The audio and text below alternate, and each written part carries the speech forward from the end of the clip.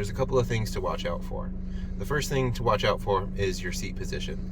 If you sit way too straight, what ends up happening is it's very hard to see behind you because you've got no room to try and back up. So those of you that are sitting really straight up and down, you're gonna have a really hard time. So what I suggest is that you tilt your seat back just a little bit from what you're normally used to, where it's just a little bit back.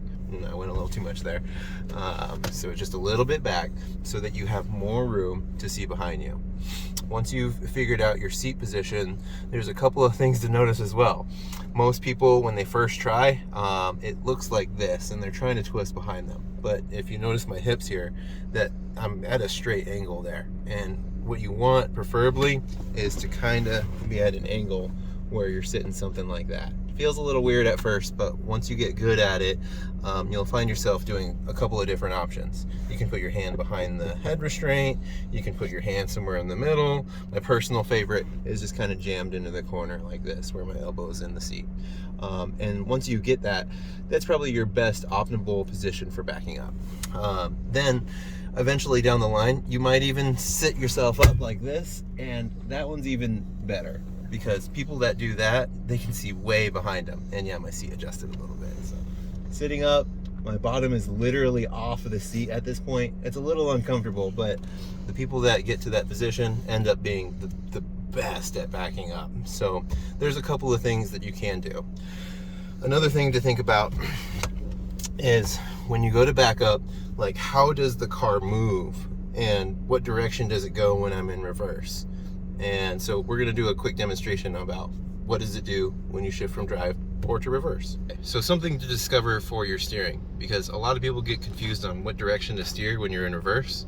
So here's how you discover it. First thing, turn your wheels all the way in one direction. Preferably have nobody around you, obviously. And so when I'm in drive here, when I turn my wheels right, the front end goes right. So here's a little example of that. We're going right. I might need you to step out later on for this activity. So front end's going right. But if I shift to reverse, the back end goes right instead of the front. So that's the way we think of that. My wheels are still turned right. The back end is now going to go towards the right. And then here it is again. Shift to drive, front end goes right. So you can think of a half moon. Front end goes right, back end goes right. It just depends on what gear you're in. So the easy way to think of that, in drive, your steering wheel controls the front. In reverse, your steering wheel controls the back. So that's how you're gonna figure out which way to steer that wheel. Okay, so eventually what you wanna get to the level of is being able to look straight back out the rear window and backing up. And I'll show you an example here. So I can back up, I see the curb behind me, and I could purposely go towards it and then straighten with it at some point. But for those beginners, that's gonna be really tough for you, because at first it's gonna look really weird. It's gonna be hard to tell if you're straight or not. So there's a cheater method at this. And the cheater method is to glance at either your side mirror or your backup camera. We never stare there, because imagine that somebody behind me or in front of me were to come around and then start to turn behind me. I would never see them in that side mirror that I'm going to show you how to use, or in a backup camera. They'd already be behind you and then you'd hit them at that point.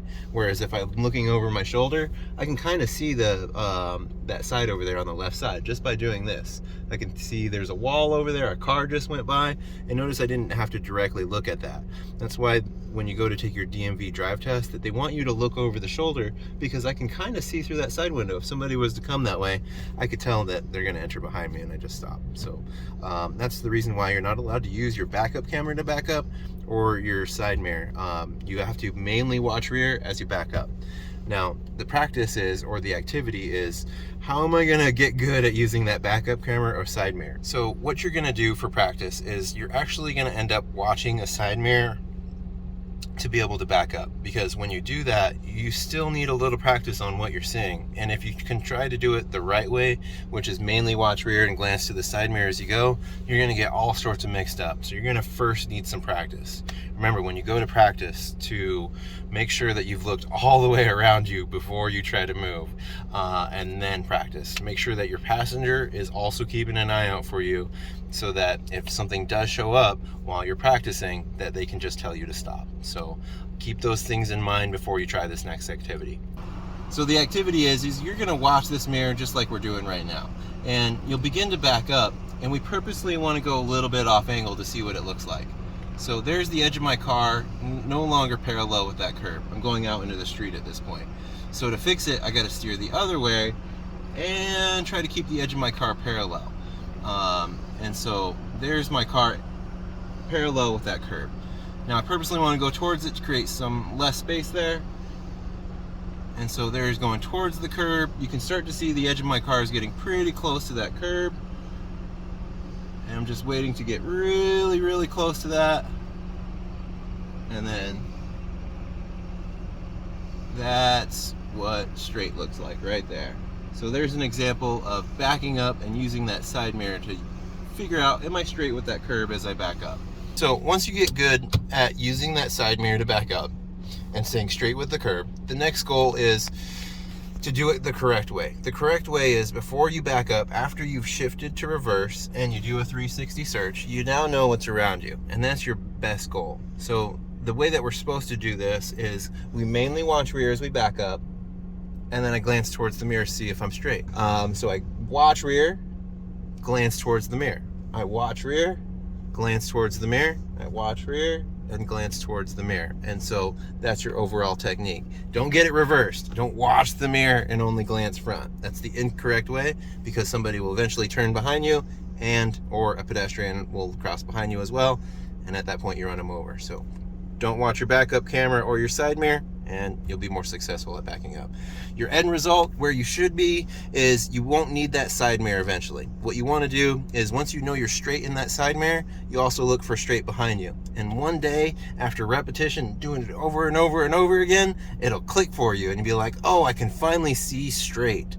So that's your final goal, is to watch rear throughout the entire way and to not need that side mirror anymore. Right now there's a truck behind me and I can tell that, yeah, I'm starting to get close, so I stop. So that's your overall goal, is just to get used to watching rear behind you. If you ever need help, just use the side mirror and you'll eventually start to see it with practice. There you go.